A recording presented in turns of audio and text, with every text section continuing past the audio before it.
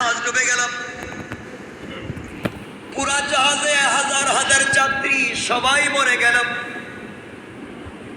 এমন সময়ে একজন প্রেগনেন্ট গর্ভবতী মহিলা সাগরের পানির মধ্যে তার ব্যথা শুরু হয়েছে, ডেলিভারির পেইন শুরু হয়েছে।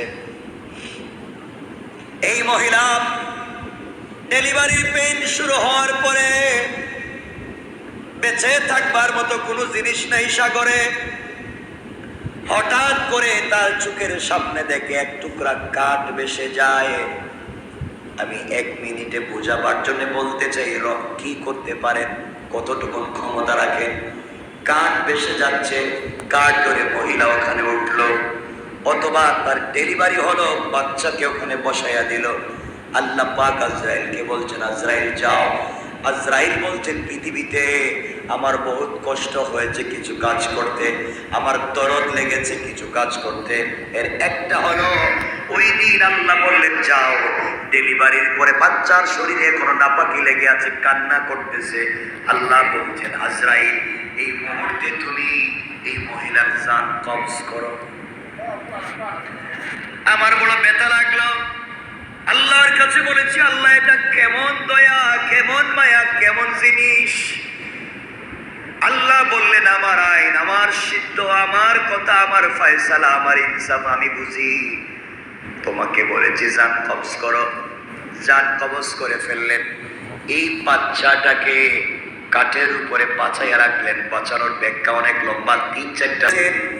যেই সিংহ, যেই বাঘ, যেই সিংহ, যেই বাঘ মানুষকে দেখলে মেরে ফেলে, কোন কোন ইতিহাসে পাওয়া যায় কোন সিংহ, কোন বাঘ তাকে দুধ পান করাইয়া বড় করেছে।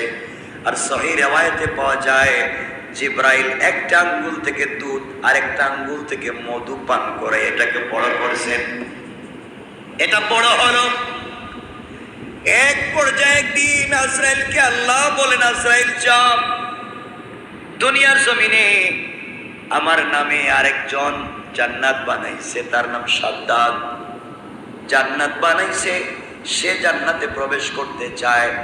আজরাইল দৌড়ে আসলেন, এসে দেখলেন তার বানানো তৈরি গেটের কাছাকাছি পৌঁছে যায়। ইতিহাসের কথা, এক পা নিচে নামানো, এক পা উপরে নামবে, গোড়া থেকে নামবে। আজরাইল থামাইয়া দিলেন। থামানোর ঘটনা আপনারা জানেন, সেটা আমি বলবো না। আজরাইল থামাইয়া দিলেন, তাকে মেরে ফেলবেন।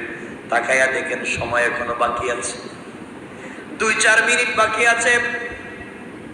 সাদ্দাত বলছে, আমি নাফরমানির কারণে আমাকে আল্লাহর জান্নাত থেকে বিতাড়িত করে দিয়েছেন, আমি তৈরি করেছি, আমাকে ঢুকতে দেন।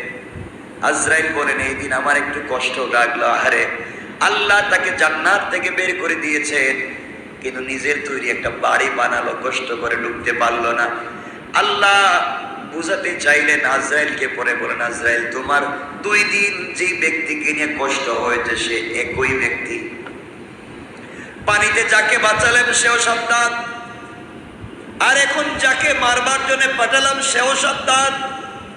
আমি তোমাকে একটা জিনিস বোঝাতে চাই, পৃথিবীতে কখন কে কাকে ক্ষমতাধর মনে করে, পাওয়ারফুল মনে করে, আমি বোঝাতে চাই আমার উপরে কোনো পাওয়ার নাই, ক্ষমতা নাই। আমি যখন যাকে যে জিনিস দিয়ে ইচ্ছা আটকায়া দিতে পারবো।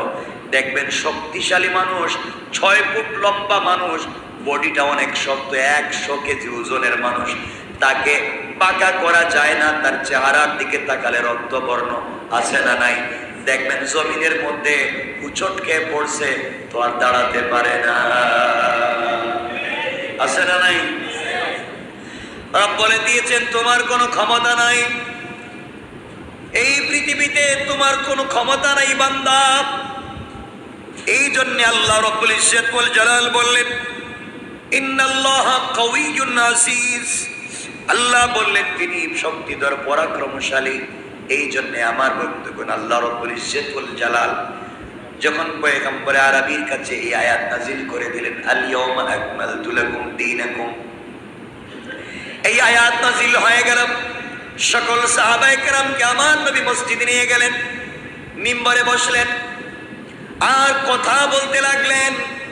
নবীজি বলতে লাগলেন, শোনো সাহাবীরা, আজ আল্লাহ রাব্বুল ইজ্জত ওয়াল জালাল কোরআনের আয়াত নাযিল করে বলেছেন ইসলাম ধর্ম পরিপূর্ণ হয়ে গিয়েছে। ইসলাম ধর্ম পরিপূর্ণ হয়ে গিয়েছে, কোরআনের সকল বিধানকে পূর্ণাঙ্গ করে দিয়েছেন। এই আয়াত যখন নাযিল হয়ে গিয়েছে, পয়গম্বরে আরবী সাহাবায়ে কেরামের সামনে কথাগুলো বলতে লাগলেন, আজ থেকে ইসলাম ধর্ম পরিপূর্ণ, কোরআনকে পরিপূর্ণ। কথাগুলো শুনবার পরে সাহাবায়ে কেরাম দাঁড়ায় গেলেন আনন্দের আত্মীশ্বর্যে।